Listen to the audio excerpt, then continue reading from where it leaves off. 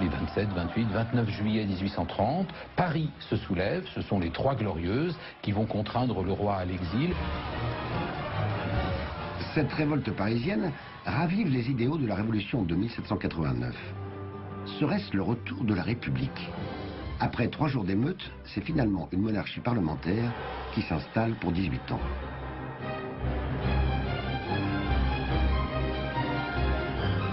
Mais le nouveau souverain n'a rien à voir avec les précédents. Louis-Philippe est le cousin du roi déchu, mais ses idées politiques sont radicalement différentes. Au début du siècle, il a vécu en Angleterre, alors en plein essor industriel. Il s'aperçoit que Londres est beaucoup plus pointu que ne l'est Paris au niveau économique. Tout se joue à Londres, la métallurgie c'est Londres, le textile c'est Londres. Londres a des longueurs d'avance dans tous les domaines. Louis-Philippe va moderniser notre pays pour lui faire rattraper son retard sur ses grands voisins, l'Angleterre, mais aussi la Prusse. C'est sous son règne que s'amorce ce qu'on va appeler la révolution industrielle.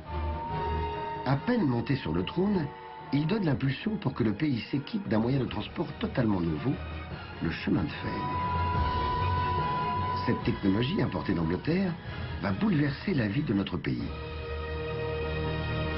Paris, en cette année 1848, est en pleine ébullition.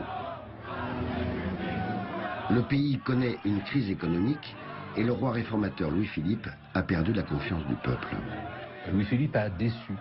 Les démocrates avaient placé des espoirs dans ce régime au début. Et puis petit à petit, ce régime devient plus autoritaire, ce qui fait que les démocrates s'en détachent et vont souhaiter en fait la République.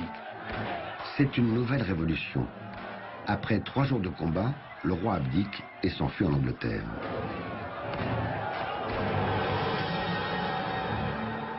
Cette deuxième république ne durera que 4 ans.